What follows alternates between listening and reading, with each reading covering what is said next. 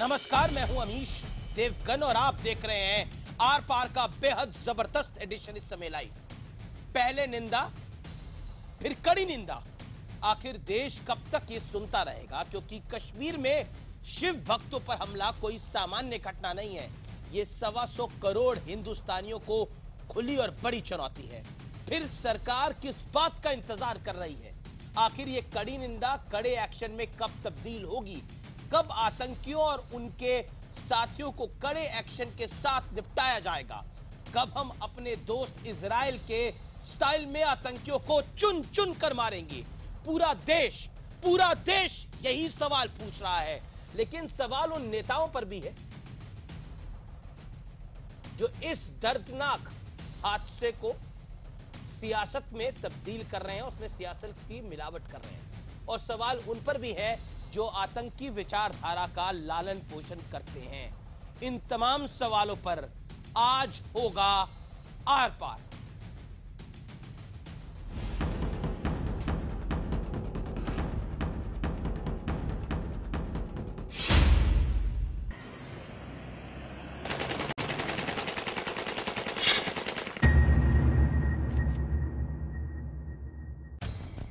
अनंतनाग में अमरनाथ यात्रियों की बस पर आतंकी हमला हुआ।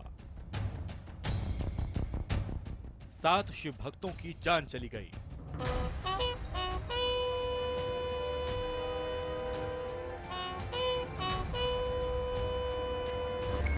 तीस से ज्यादा घायल हैं।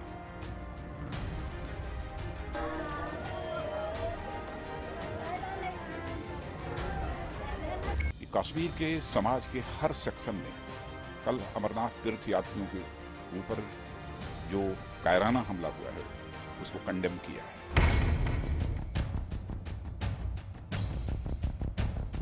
मैं उम्मीद करती हूँ हमारे सिक्योरिटी फोर्सेस और हमारे पुलिस के लोग जहाँ भी होंगे इनको पकड़ेंगे और इनको जब तक इनको सजा न मिले तब तक वो आराम से नहीं बैठेंगे। शिव भक्तों की मौत पर निंदा का दौर जारी है।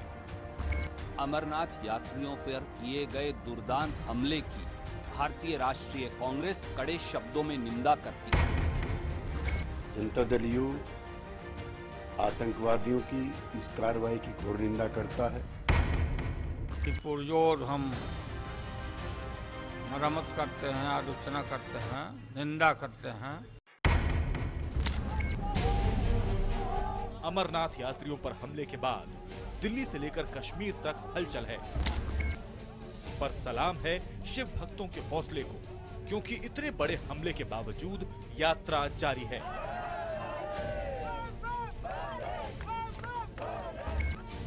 हर कोई यही सवाल पूछ रहा है कि देश ने कड़ी निंदा तो कई बार सुन ली, लेकिन कड़ी कार्रवाई कब की जाएगी?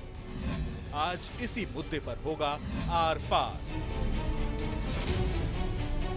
और देश की सबसे बड़ी बहस में आज हम सवाल एक ही रख रहे हैं कि हिंदुस्तान बदला मांग रहा है, निंदा बहुत हो चुकी। कड़ी कार्रवाई, निंदा का विश्लेषण सुनिए। हम आपको बताते हैं, सिर्फ जुबानी कार्रवाई से नहीं सुधरेंगे आतंकवादी। बार बार कह देना हम कड़ी निंदा करते हैं, हम भर्त्सना करते हैं, इससे आतंकवादी रुक जाएंगे क्या? आतंक पर अपनानी होगी इजरायली नीति। जैसे इजराइल आतंकियों को चुनकर मारता है, घर में घुस के मारता है, वैसे ही आपको मारना होगा। इतना सीख सकते हैं हम इजराइल से। इसके बाद अलर्ट के बावजूद हमले पर तय हो जिम्मेदारी। ये बड़ी जिम्मेदारी तय होनी चाहिए। चूक कहां, कैसे और क्यों हो गई? पत्थरबाजों को इनाम देने की जो प्रथा शुरू हुई है उसको रोकना होगा, उसको रोकना होगा ही होगा। आतंकवाद पर यह गंभीर सवाल है जो कि बीजेपी को इसका जवाब देना है। आतंकवाद पर बीजेपी और पीडीपी की अलग नीति है क्या? इसी का खमियाजा है ये पूरा। आज आर पार में इन्हीं तमाम सवालों के साथ मैं सवाल पूछूंगा और मेरे साथ बातचीत करने के लिए कई बड़े बड़े मेहमान हैं। गौरव भाटिया है, जयवीर शेरगिल हैं, major general retired GD Bakshi हैं, इमरान नबी डार हैं, प्रवक्ता नेशनल कॉन्फ्रेंस के, बाबर कादरी हैं वकील, और शबनम लोन इस डिबेट के अंदर लाइव जुड़ रही हैं। अब आप तमाम लोगों का स्वागत है। लेकिन हम आपके लिए सुपर एक्सक्लूसिव लेकर आए हैं।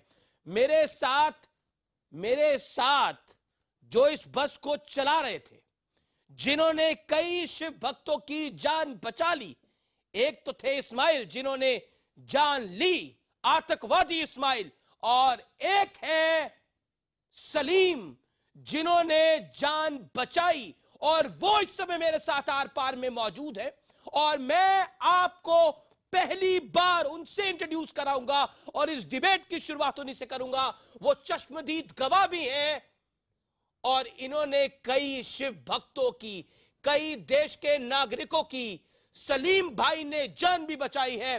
शेख सलीम, सबसे पहले तो आपको सैल्यूट है सर, जय हिंद।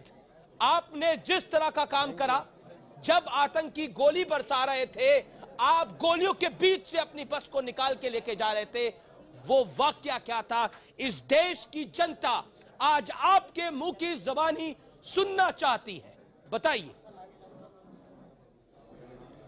रात के करीबन 8:15 बज रहे थे।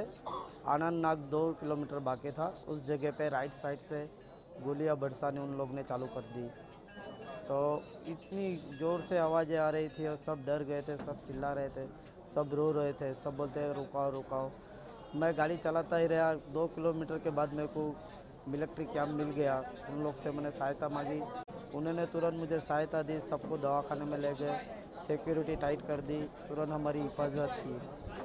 जी, लेकिन वो कुछ बोल भी रहे थे जब गोलियां बरसा रहे थे, कुछ उनके मुंह से जुबान से कुछ निकल रहा था। और कितने आदमी थे शेख सलीम? नहीं, आवाज़ तो नहीं आ रही थी, खाली गोलियों की आवाज़ आ रही थी और मेरे बस के शीशे टूटने की आवाज़ें आ रही थी। कितने आदमी थे लगभग, कुछ अंदाजा होगा आपको? 3-4 के आस-पास हो गए, क्योंकि अंधेरे में तो कुछ दिखाई नहीं दे रहा था। पहले तो मेरा शीशा ही तोड़ा था, उन्होंने आगे से शुरुआत की थी, आगे के शीशों से। हाँ। अच्छा, एक बात बताइए, देखिए झुक गया था तो मेरे बाजू में बैठे थे ना गाड़ी के ओनर हर्ष भाई, उनको लग गई 2 गोली छू के निकली, एक गोली उनके कंधे पे लग गई। अच्छा, तो वो घायल हुए। लेकिन आप मुझे बताइए, आप एक आरोप जो लग रहा है बार बार कि ये बस अनरजिस्टर्ड थी, अनरजिस्टर्ड बस को आप शाम को 7 बजे के बाद लेके क्यों जा रहे थे? किसने आपको ये परमिशन दी थी? देखो मेरी बात सुनिए, जाने के टाइम हम मिलिट्री के थ्रू ही गए, जम्मू कैंप में गए, एंट्री कराए, उसके बाद उधर जाते हैं बालताल में, तो वो रजिस्ट्रेशन कार्ड होता है, उसके बिना अंदर जाने नहीं देते, उसके बिना दर्शन नहीं करने देते। हम तो दर्शन करा के निकले, श्रीनगर नाइट रुके, श्रीनगर साइट सीइंग करा के फिर हम दूसरे दिन निकले थे, ऐसा है। और रजिस्ट्रेशन के ऑलरेडी गाड़ी के ऊपर स्टिकर भी लगे हैं, बालताल का स्टिकर लगा है, वो मेजर साहब का स्टिकर लगा है, 3 ऑलरेडी लगे हैं, रजिस्ट्रेशन है, सब ओके है रजिस्ट्रेशन। और मिलिट्री के साथ ही चल रहे थे, पर हमारी गाड़ी पंचर होने की वजह से लेट हो गई थी, ऐसा हुआ। जब हम लोग श्रीनगर से 4 बजे निकले, 5-7 किलोमीटर पे गए तो हमारा पंचर हो गया, उसमें हमारा 2-3 घंटा बिगड़ गया, उसके लिए हम लेट हो गए। आपके साथ बाकी भी बसें थी? हमारे साथ 3-4 गाड़ी और थी और वो निकल चुकी थी, वो साथ में ही चल रही थी हमारे, पर जान पहचान की नहीं थी, पर कोई MP कोई UP पासिंग की गाड़ियाँ थी, हमारे साथ में चल रही थी, एक गाड़ी दिल्ली की भी थी, सब साथ में चल रहे थे आजू बाजू जी। पर वो पंचर होने की वजह से मेरा बस लेट हो गया। जी, आप कह रहे हैं कि आप उन्हीं बसेस के साथ चल रहे थे, लेकिन आपकी बस पंचर हो गई, इस वजह से आपकी बस लेट हो गई और इसी वजह से वो पीछे रह गई और जिसके ऊपर अटैक हो गया। चलिए, आपका बहुत बहुत शुक्रिया आपका हमारे साथ जुड़ने के लिए, अपनी राय रखने के लिए। और आपको सलाम है सर, आपको वाकई सलाम है। आप वो व्यक्ति हैं जिन्होंने कई लोगों की जान बचा ली और गुजरात की सरकार ने ऐलान किया है कि वो आपको इनाम भी देंगे, वो आपको इसके लिए सम्मानित भी करेंगे। बहुत बहुत शुक्रिया सर आपका हमारे साथ आज जुड़ने के लिए। मैं वाकई आपको सलाम करता हूं, इस देश की जनता आपको सैल्यूट करती है और इसीलिए आज हमने शुरुआत में आपसे बात करी। और अब मैं रुख करता हूं सीधा गौरव भाटिया का। गौरव भाटिया साहब, कड़ी निंदा का दौर तो हो गया, कड़ी निंदा हो गई, विपक्ष ने भी कर ली, सरकार ने भी कर ली, लेकिन अब हिंदुस्तान पूछ रहा है कि कार्रवाई कब होगी और क्या होगी कार्रवाई, बताइए। गौरव भाटिया, कड़ी निंदा का दौर तो खत्म हुआ, कार्रवाई कब? अब देश ये जानना चाह रहा है।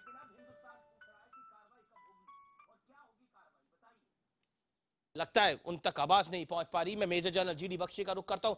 GD बख्शी साहब, क्या आपको लगता है ये सिस्टम ऐसे ही चलता रहेगा और हम डिबेट करते रहेंगे, हमारे लोग मरते रहेंगे, हम कड़ी निंदा का दौर दिखाते रहेंगे और हमारे यात्री हमारी देश की जनता को बर्बरता से मारा जाएगा, आतंकियों द्वारा, पाकिस्तान स्पॉन्सर टेररिज्म द्वारा।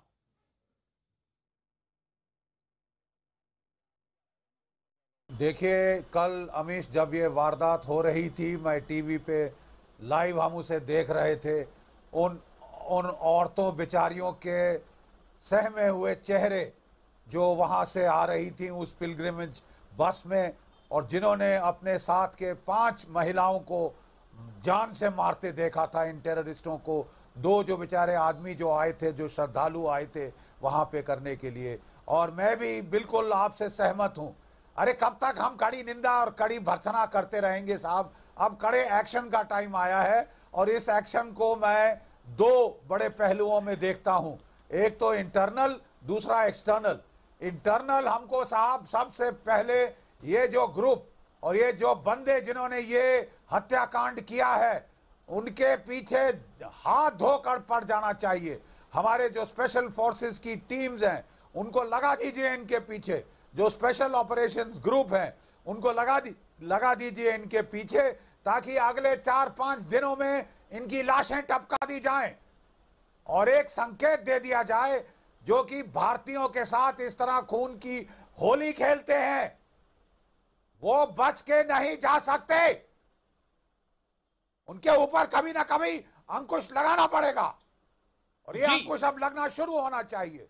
नंबर 2 चीज, यहां पे बड़ी सख्ती से हमको कॉन्वॉय डिसिप्लिन एनफोर्स करना पड़ेगा। मतलब तमाम गाड़ियां कॉन्वॉय के साथ ही जानी चाहिए। कॉन्वॉय से हट के जाएंगी तो इस तरह का हादसा हो सकता है। इस तरह का कंट्रोल हम छोड़ नहीं सकते। और अगर कोई गाड़ी पंचर भी हो गई तो उसको जो है वहां से आगे नहीं जाने देना चाहिए, पुलिस पोस्ट के पास रोक देना चाहिए। नंबर 3 चीज मैं कहना चाहता हूं, इसकी एक्सटर्नल डायमेंशन। कब तक हम पाकिस्तान का थूका चाटते रहेंगे? कब तक हम पाकिस्तान को आड़े हाथों नहीं लेंगे? Point sir. मैं रुक करता हूं गौरव भाटिया का। आपने 3 इंपॉर्टेंट पॉइंट बताए, आपने इस डिबेट को ओपन करके 3 इंपॉर्टेंट पॉइंट बताए। मैं गौरव भाटिया का रुक करता हूं। गौरव भाटिया, ये कड़ी निंदा का दौर विपक्ष में भी और सरकार में भी आज 24 घंटे के बाद खत्म हो चुका है। कड़ी निंदा बहुत हो गई, भर्त्सना बहुत हो गई। मुल्क ये जानना चाहता है कि अब क्या होगा यहां से। अमीश जी, सबसे पहले तो जो 7 परिवार हैं जिन्होंने अपना परिजन खोया है, हम उनके प्रति संवेदना व्यक्त करते हैं। दूसरा, जो हमारे भाई और बहन इस वक्त जख्मी हैं, हम प्रार्थना करते हैं कि वो जल्दी स्वस्थ हो जाएं। और एक बात और कहूंगा, सलीम शेख जी को भारतीय जनता पार्टी की तरफ से और पूरे भारत के जितने भी देशवासी हैं उनकी तरफ से सलाम करते हैं कि उन्होंने बहादुरी का परिचय देके सभी जानों को बचाया, और बहुत ही बड़ी बात है ये। इसके बाद आपने कहा निंदा, मैं निंदा पे जरूर आना चाहूंगा। बिल्कुल सहमत हैं हम आपकी बात से, और आज श्री नरेंद्र मोदी जी ने भी और श्री राजनाथ सिंह जी जो गृह मंत्री हैं, ये बात स्पष्ट कर दी है कि कड़ी कार्रवाई होगी। और इससे पहले भी बुरहान वानी हो, चाहे सफदर भट्ट हो, जुनेद मट्टू हो, उनको ढूंढ ढूंढ के मारा था। और आज भी मैं कहना चाहता हूं, आश्वस्त करना चाहता हूं हर भारतीय को कि ये जो आतंकवादी हैं जिन्होंने हमारे भाइयों और बहनों की जान ली है, निंदा नहीं, इनको ढूंढ ढूंढ के मारेंगे। और ऐसा कर देंगे कि कोई भी व्यक्ति कश्मीर में अगर आतंकवाद को बढ़ावा दे तो वो घबराए और 10 बार ये बोलने से कुछ नहीं होगा। दिया जा रहा है, हमारे लोगों को मारा जा रहा है वहां पर। सर, दिया जा रहा है, हमारे लोगों को मारा जा रहा है। आप टेलीविजन स्क्रीन पर धमकी दीजिए, ट्विटर पर धमकी दीजिए, बाइट पे धमकी दीजिए, कोई फर्क नहीं पड़ रहा उन लोगों को, कोई फर्क नहीं पड़ रहा। अलगाववादियों पर तो कार्रवाई अभी तक हो नहीं सकी पूरी। मैं तो चेतावनी दे रहा हूं। चेतावनी इसलिए दे रहा हूं कि उरी का जब अटैक हुआ था तो भी हम लोग सब लोग बहुत दुख में थे, लेकिन तब भी केंद्र सरकार ने, श्री नरेंद्र मोदी जी ने कहा था इसका जवाब जरूर दिया जाएगा। और उसके बाद सर्जिकल स्ट्राइक्स हुई। पिछले 1 महीने में 50 आतंकवादी मारे गए हैं, जो सेपरेटिस्ट रुपया लेके पाकिस्तान का यहां बढ़ावा देते हैं पत्थरबाजों को, उनकी जान सूखी हुई है। और इसीलिए मैं कहता हूं ये कार्रवाई आगे और मजबूती से की जाएगी, और हम चाहेंगे ऐसी कभी ठीक है। गौरव, अब आपने अपनी बात करी, आपने अपनी बात कर ली गौरव भाटिया, आपने अपनी बात कर ली। मैं सीधा रुख करता हूं बाबर कादरी का। बाबर कादरी, मैं आपसे सीधा सवाल पूछता हूं, इस समय आपको बहुत दुख हो रहा है कि अमरनाथ यात्रियों के साथ जो कुछ हुआ वो गलत हुआ? हाँ, बहुत दुख हो रहा है। जैसे आप किसी इंसान को किसी भी इंसान के मरने पे दुख होना चाहिए, हर किसी को होता है। विचारधारा जिसके चलते ये हुआ वो आप समझते हैं कौन सी है? सुने मेरी बात, आप देखें, क्वेश्चन पहला था उसका मैंने जवाब दे दिया, आप विचारधारा पे आप आ गए। मेरा फर्म बिलीफ ये है कि जो ये ऑपरेशन हुआ जिससे ये वहां पे मौत हो गई लोगों की, छिट्टी सिंहपोरा किसने किया? कि आपके हैं केएस गिल साहब जो कर्नल हैं आर्मी के, वो खुद कहते हैं कि आर्मी ने छिट्टी सिंहपोरा में 36 को मारा। वंदामा किसने किया? वो आपने इन्वेस्टिगेशन की। बरकापोरा में सुप्रीम कोर्ट की क्या ऑब्जर्वेशन? नहीं, देखिए मैं आपको रोकना चाहता हूं, मैं आपको रोकना, Babar Qadri, hear me out, Babar Qadri, मैं आपसे पूछना चाहता हूं, कश्मीर का हीरो कौन होना चाहिए? शेख सलीम होना चाहिए या बुरहान वानी होना चाहिए? शेख सलीम नहीं है हीरो, वो बस ड्राइवर जिसने अपनी जान को खतरे में डालकर कई लोगों की जान को बचा लिया। कश्मीरी सड़क पे आ गए और हमने खुल के एक्सप्रेस की अपनी सॉलिडेरिटी, मगर 2016 में आपने हमारे बच्चों को अंधा किया, इंशा को घर में आपने पहले टापू पे मारी। कहां थी आपका जमीन? कहां था? हिंदुस्तान कहां था? फिर गलत लाइन लेते हैं आप, वही गलत लाइन है जिसके पीछे, जिस लकीर के पीछे चलकर आपको कुछ नहीं मिलने वाला। ठीक है, अपनी बात बताऊं तो गलत लाइन लेता हूं। आप लोग जैसे लोग हैं जो आज कारण है कि कश्मीर में शांति बहाल नहीं हो पाती है, क्योंकि आप अयूब पंडित जो हीरो है भारत का, उसकी तारीफ नहीं करेंगे, लेकिन बुरहान वानी के साथ खड़े दिखते।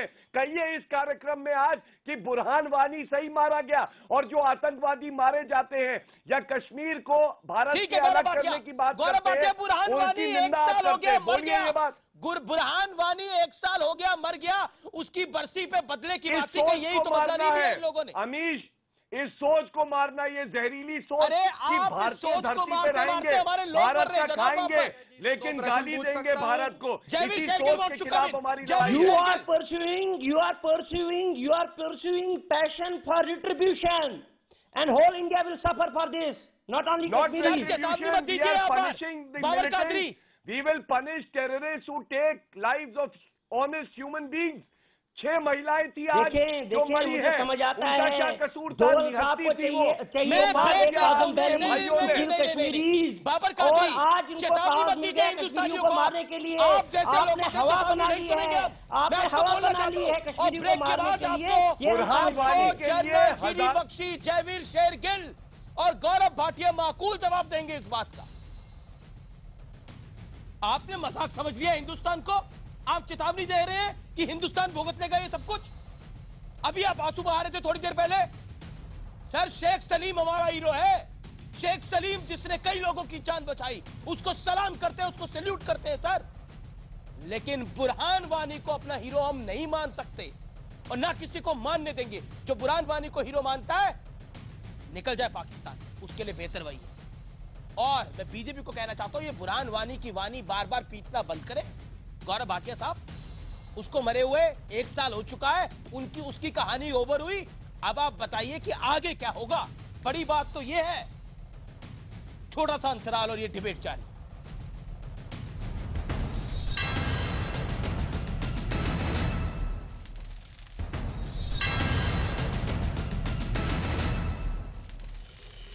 Welcome back. आप देख रहे हैं आर पार, और आर पार में आज हम एक ही सवाल पूछ रहे हैं कि हिंदुस्तान तो गुस्से में है, लेकिन क्या वाकई गुस्से से काम चल जाएगा या फिर निंदा से हमें संतुष्ट करना होगा?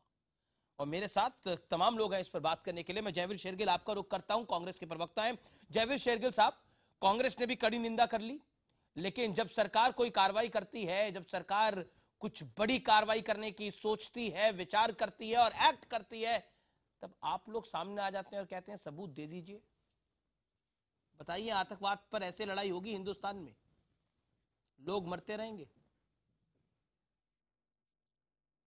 अमित जी, आपकी बात का स्पष्ट उत्तर दूंगा। एक प्रश्न अपने बड़े भाई गौरव भाटिया और एक कादरी जी से पूछूंगा बड़े संक्षेप में, और मुझे टोके मत, मैंने नहीं टोका। सबसे पहले हम सबको ये मान के चलना है, अमरनाथ जी की यात्रा पे हमला इस देश की आत्मा पे हमला करने के बराबर है। तो ये कोई छोटा मोटा हादसा नहीं, सन 2000 के बाद 17 साल के बाद एक ऐसा बड़ा हादसा हुआ है, तो एक बहुत ही गंभीर मामला है। दूसरा, यही जवाब, यही सवाल सन 2014 के बाद 13 बड़े हमले हो चुके हैं। गुरदासपुर के बाद उधमपुर, पठानकोट, पंपोर, हंदवाड़ा, हाजिन, फिर अमरनाथ यात्रा। रक्षा मंत्री मनोहर पारिकर डंके की चोट पे कहते थे गुरदासपुर के बाद, इसके बाद आज तक ऐसा नहीं होगा। रेवाड़ी रैली में कहा गया था आंखें दिखाई जाएंगी। हर बार यही जवाब होता है, यही सवाल होता है शो पे, और कुछ नहीं होता। तीसरा, मेरे बड़े भाई गौरव भाटिया को दिन याद दिला दूं, 7 जनवरी 2016 सपा के प्रवक्ता थे, पठानकोट पे हमला हुआ था। क्या पूछा था कि भाजपा की सरकार राष्ट्रीय सुरक्षा पे समझौता कर रही है। और आज मैं इनका सवाल दोहराता हूं, अमरनाथ यात्रा इस कमजोर सरकार का जीता जागता सबूत है। 24 जून 2016 की स्पष्ट जानकारी के बावजूद, जिसमें लिखा गया था, एसएसपी से इनपुट आई थी कि ऐसी हमला होगा, ह्यूमन इंटेलिजेंस, उसके बावजूद ऐसा हमला कैसे हो गया? गौरव भाटिया जवाब दे दीजिए। 230 चेक पोस्ट पड़ती हैं जहां से बस गुजरी। अगर वो अनरजिस्टर्ड बस थी, वो 230 चेक पोस्ट कैसे गुजर गई? और 60 अनरजिस्टर्ड श्रद्धालु, कल को वो आतंकवादी भी घुस जाते 60, उनको किसी चेक पोस्ट पे ना रोका जाता। क्यों? जब भी भाजपा की सरकार आती है, आतंक और आतंकवादियों की गतिविधियां बढ़ जाती है। MHA, ministry of home affairs की वेबसाइट पे जाइए। ठीक है। अब जयवीर शेरगिल, बड़ी है। आप कह रहे हैं कि सरकार की बड़ी चूक है, ये बीजेपी सरकार की बड़ी चूक है। आप ये आरोप लगा रहे हैं गौरव भाटिया पर। जवाब सुन लेते हैं। गौरव भाटिया, सरकार से चूक हुई है, इंटेलिजेंस की रिपोर्ट को दरकिनार किया गया है, और दिल्ली में भी आपकी सरकार है, कश्मीर में भी आपकी सरकार है। कैसे बचेंगे इस जवाबदेही से? 30 सेकंड में जवाब दे दीजिए गौरव भाटिया, बिना लाद लपेट के जवाब दीजिएगा, गुजारिश ये है। बिल्कुल बिल्कुल। पहले तो जयवीर को ये जरूर बताना चाहूंगा कि उन्होंने सही मेरा वक्तव्य निकाला जब मैंने कहा था कि सरकार क्या कार्रवाई करेगी, लेकिन इन्होंने वो वाला वक्तव्य नहीं निकाला कि उरी अटैक का बदला जब सर्जिकल स्ट्राइक्स द्वारा लिया गया श्री नरेंद्र मोदी जी की सरकार में, तो हम लोग ने भी माना कि ये बहुत अच्छा किया और करारा जवाब है।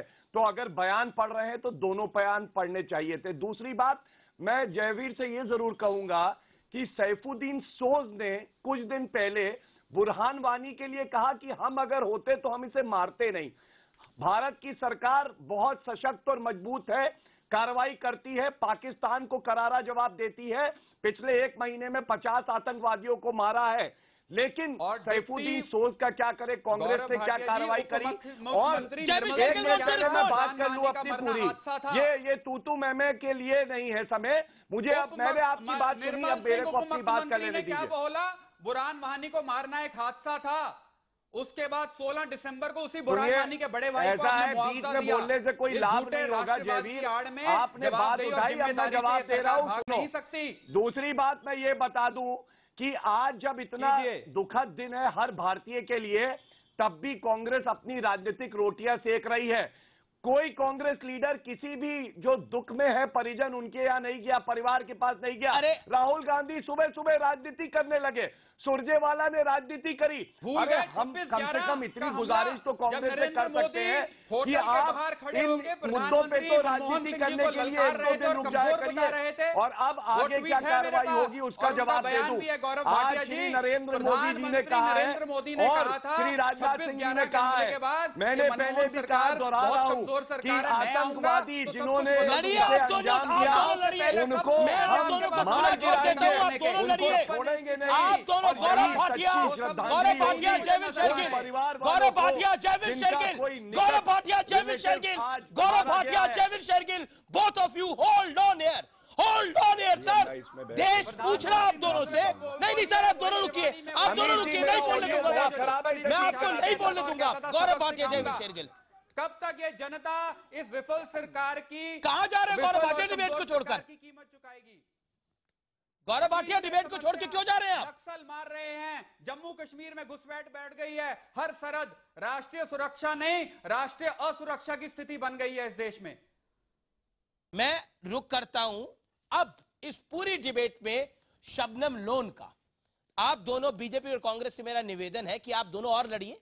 आप बताइए कि कौन कितना कमजोर है, आप दोनों ये बताने में लग जाइए।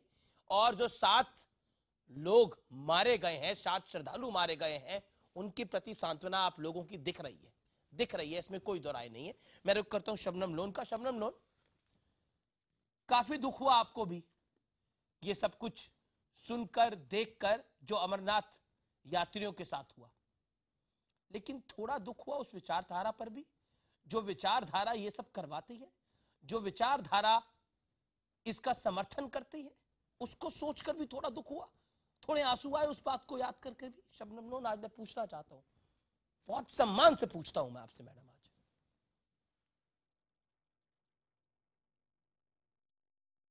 सबसे पहले तो मैं ये कहना चाहती हूँ कि अमरनाथ यात्रा हमारी तहजीब का गहवारा है।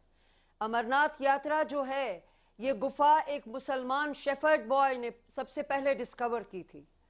अमरनाथ यात्री जो ये महिलाएं और जो 2 पुरुष जिनकी अलमनाक मौत हुई है, हम सारा कश्मीर उनके देनदार हैं, हम शर्मिंदा हैं, हम अफसरदा हैं, लेकिन हम हेल्पलेस हैं।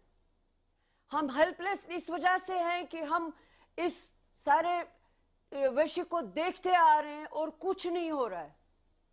और मैं ये कहना चाह रही हूं, जिसने भी ये कांड किया है न वो मुसलमान है, और मैं वसूख से कह रही हूं, मेरा कुरान कहता है कि जो एक इंसान को जख्म पहुंचाए वो पूरी कायनात को जख्म पहुंचाता है।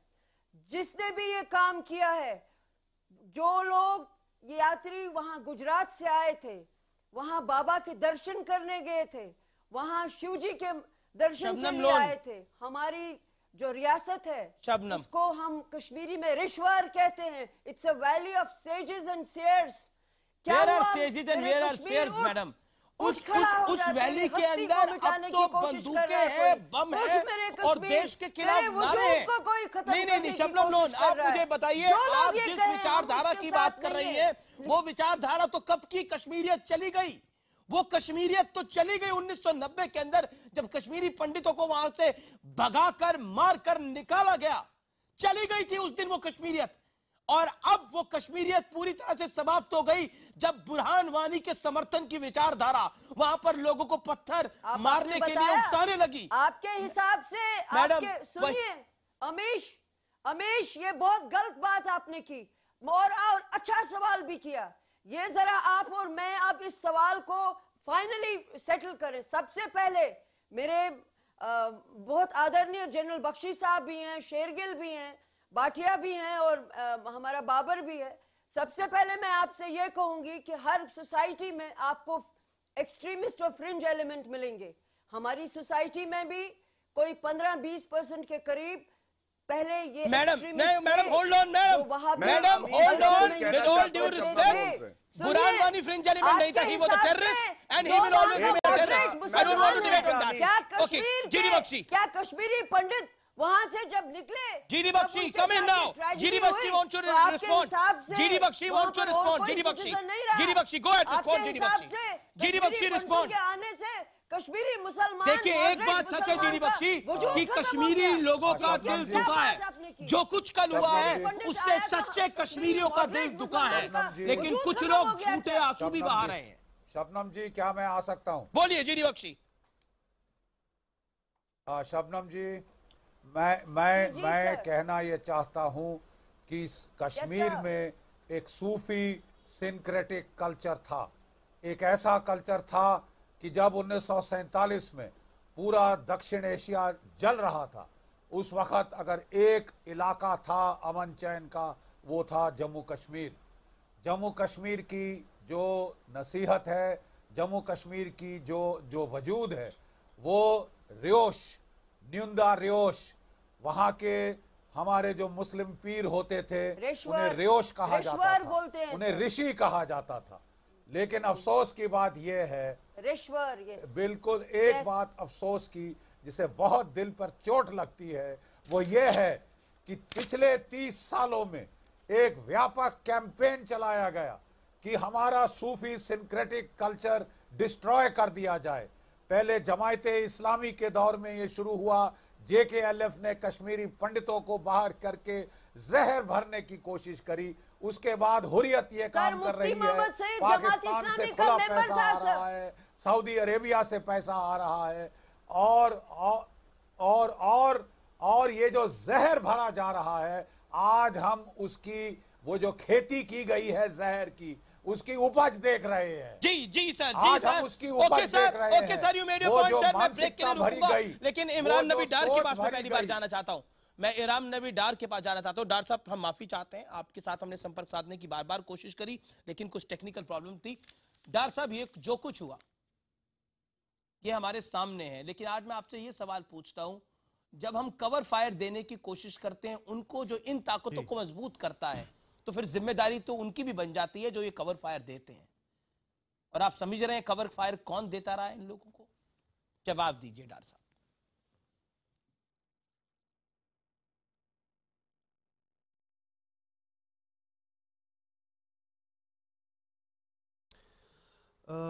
जी देखिए, सबसे पहले ये दिलदोज वाक़ा हुआ जिसमें 7 अमरनाथ पिलग्रिम्स को मार डाला गया, नेशनल कॉन्फ्रेंस अनइक्विवोकली इसको कंडम करता है।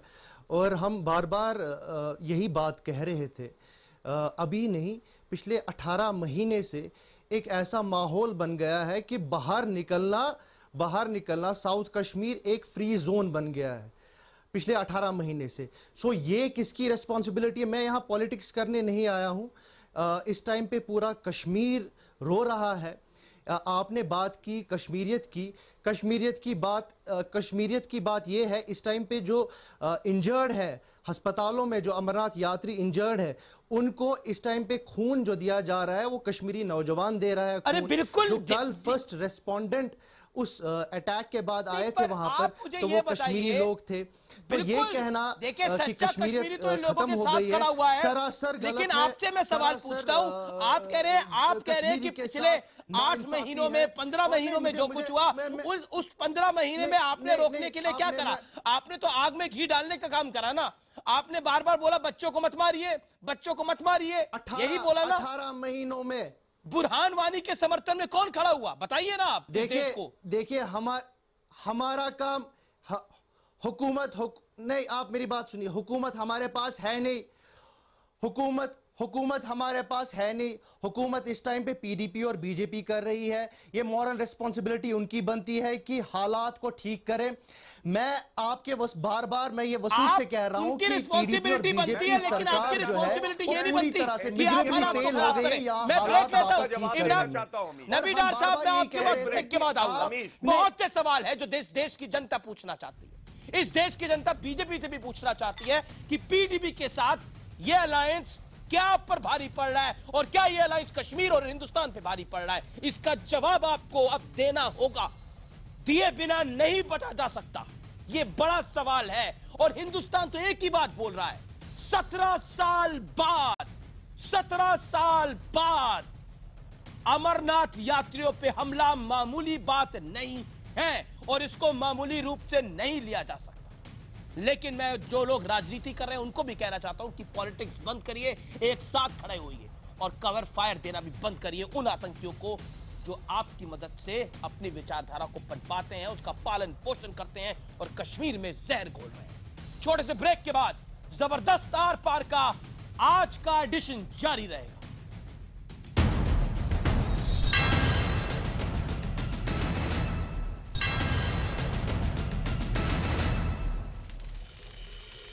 Welcome back. आप देख रहे हैं आर पार, और अब मैं आर पार में इस दौर में निवेदन करना चाहता हूं तमाम पैनलिस्ट से कि वो अपनी अपनी बात रखें। ये आखिरी दौर है।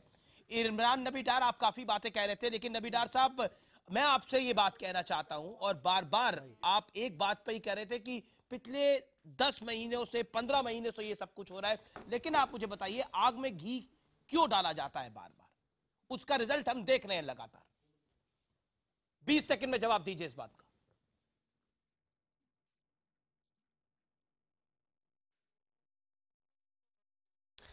देखिए अगर आप चाहते हैं कि एज अपोजिशन हम गवर्नमेंट को बार बार याद ना दिलाए कि वो कहाँ गलत हो रहे हैं, तो मुझे लगता है कि हम फिर डेमोक्रेसी में नहीं रह रहे हैं। डेमोक्रेसी का एसेंस ही यही है कि अगर जो मौजूदा सरकार जो हर किसी महाज पे फेल हो गई है, अगर हम उसकी खामियां लोगों के सामने न लाए तो मुझे नहीं लगता है कि हम डेमोक्रेसी में रह सकते हैं। को मदद ना करें, पत्थरबाजों को कवर फायर ना दे। हम इस नहीं इंडिया का नहीं J&K स्टेट का कोई मसला बिल्कुल नहीं। आप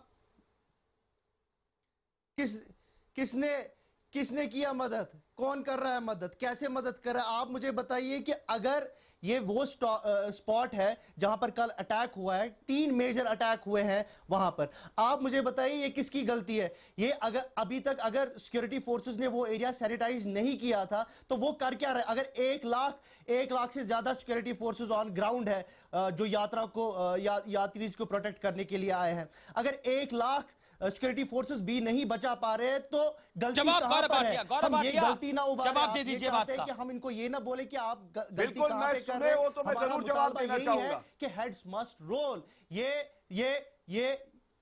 गौरव भाटिया जवाब दे दीजिए। अमीश, हाँ, गलती इमरान जी को पता होना चाहिए किसकी है। उमर अब्दुल्ला ने क्या बयान दिया जब बुरहान वानी मारा गया तो उमर अब्दुल्ला ने उसको हीरो बताया। फारूक अब्दुल्ला इनके सबसे बड़े नेता हैं, उन्होंने कहा कश्मीर किसी के बाप का है और पाकिस्तान से भी बातचीत होनी चाहिए। एक डिस्प्यूट है। की बात छोड़ दीजिए, अयूब पंडित गलत बोल रहे हैं गौरव जी, में बोल रहे हैं। अरे गौरव जी गलत बोल रहे हैं, मारा गया गौरव अभी तो आप बताइए क्यों चूक कैसे हुई वो बताइए ना अभी तो आप। देखिए क्या नहीं कोई गलत बयान नहीं, गलत तरफदारी करी कि नहीं करी। फारूक अब्दुल्ला के शब्द थे कश्मीर किसी के बाप का है और पाकिस्तान से क्यों नहीं बात होगी, सेपरेटिज्म से क्यों नहीं बात होगी। जब आप जैसे लोग खुद सेपरेटिज्म को मजबूत करते हैं, पाकिस्तान की तरफदारी करते हैं और आतंकवादियों का साथ देते हैं, आपको क्या हक है कि आप किसी को एक प्रश्न भी पूछे? पहले अपने घर को ठीक करिए, उसके बाद आइए किसी पे उंगली उठाने। ये जो मानसिकता है कि भारत को बांटेंगे, कश्मीर पॉलिटिकल इशू है, कश्मीर भारत का अभिन्न अंग है और बीजेपी रहेगा। इसमें किसी पाकिस्तान से बात हम नहीं करेंगे। पाकिस्तान और आतंकवादियों के खिलाफ सख्त कार्रवाई होगी, उनको मार गिराया जाएगा। आपको बहुत कम टाइम हुआ है बीजेपी में आए हुए। अरे मैं भारतीय, आप उस टाइम पे बीजेपी के हिस्से नहीं थे। मैं भारतीय की तरह बात करूंगा, पार्टी किसी भी में हो, भारतीय पहले हूं, उसके बाद राजनीति है। यही मैसेज मैं आपको देना चाहता हूं। नहीं, बीजेपी की बात कर रहा हूं, पहले बीजेपी की राजनीति करिए। गौरव भाटिया होल्ड ऑन, गौरव भाटिया मैं कहीं इमरान ने भी डाल आपको शायद ग्राउंड मैं जयवीर शेरगिल का रुख करता हूँ। जयवीर शेरगिल, आपको शायद जयवीर शेरगिल कुछ कहना चाह रहे हैं। जयवीर शेरगिल, आप पहले पढ़ लीजिए, आप पहले पढ़ लीजिए एजेंडा ऑफ अलायंस। पढ़ा है एक सवाल है सिर्फ, उसमें बीजेपी ने दस्तखत। मेरा सिर्फ एक सवाल है, अगर आप मुझे टाइम देंगे दर साहब, 1 मिनट, 1 मिनट सिर्फ 30 सेकंड। मेरा एक सवाल है, क्या आतंकवाद और आतंकवादियों को खत्म करने की क्षमता और नियत रखती है ये सरकार? क्या ये सरकार जो पाकिस्तान को शुक्रिया अदा करती है मंच पे खड़ी होकर और प्रधानमंत्री वहां बैठे होते हैं चुनाव कराने के लिए, क्या ये सरकार आतंकवादियों से लड़ सकती है? क्या ये सरकार आतंकवादियों से लड़ सकती है जिनके उप मुख्यमंत्री कहते हैं कि बुरहान वानी का मरना एक हादसा था? क्या वो सरकार आज दोगली भाषा राम माधव कहते हैं सुरक्षा में कोई चूक नहीं हुई? ये देश जानना चाहता है कि राम माधव सच्चे हैं कि उप मुख्यमंत्री निर्मल सिंह सच्चे हैं? मैं जवाब देना चाहता हूं। आप तमाम आरोप लगा सकते हैं गौरव भाटिया, लेकिन आपकी सरकार है सर, आपकी सरकार है सर, दिल्ली से लेकर कश्मीर में आपकी सरकार है सर। जवाब तो आपको देना पड़ेगा। चूक हुई है कि नहीं हुई है बताइए ना। बिल्कुल हमारी सरकार, आप सुनिए, हमारी सरकार है तभी 50 आतंकवादी मारे गए 1 महीने में। बुरहान वानी मारा गया, सफजर भट्ट मारा गया। अरे 1 साल हो गया सर इस पूरी कहानी को। उसके बीच में आपके श्रद्धालुओं को मार गए हैं, उसके बीच में उरी भी हुआ है। हमारी सरकार है तभी ऐसा हुआ। हमले 200 मेरे जवान शहीद हो चुके हैं। जयवीर शेर की राज तो आपकी खूब आवाज निकल रही है बोलने के लिए, लेकिन तब आवाज क्यों नहीं निकलती जब आपके नेता आर्मी चीफ को सड़क का गुंडा कह देते हैं, तब आप लोगों की आवाज नहीं निकलती। आपकी आवाज तब नहीं निकलती जब सोच साहब ये कह देते हैं कि मैं बुरहान वानी को पाकिस्तान से बातचीत में फूल की तरह इस्तेमाल करता, तब आपकी आवाज नहीं निकलती। करिए आप सर, आप दोनों पॉलिटिक्स करिए, आप विपक्ष को ब्लेम करिए और विपक्ष बोले ये सरकार जीरो है और आतंकी अपना काम तमाम करके चले जाए। जब हमारे भाई कर्नल महादित की चिता जल रही होती है, इन पार्टी के कार्यकर्ता आईएसआई के लिए जासूसी करते पकड़े जाते हैं। राहुल गांधी एक दूसरे की जितनी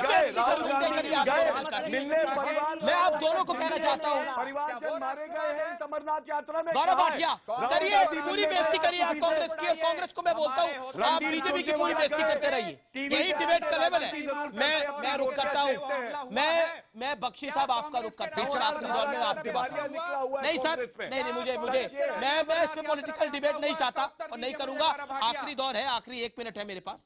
मैं जनरल बख्शी 20 सेकंड में एक बात बताइए, तरीका क्या है, जवाब कैसे दिया जाए, बताइए देश के नेताओं को जवाब कैसे दिया जाए। निंदा बहुत हो गई, तब से सुनते आ रहे निंदा हो रही है, भर्त्सना हो रही है कि आपके जवाब के तरीके की। देखिए मैं कहना चाहता हूं कि आपके जवाब के तरीके के 2 पहलू हैं, इंटरनल और एक्सटर्नल। आपको दोनों में जवाब देना होगा। Thank you sir, thank you sir. Internal और एक्सटर्नल दोनों जगह जवाब देना होगा। मेरे पास समय इतना ही है। थैंक यू सो मच आप तमाम लोगों का जुड़ने के लिए।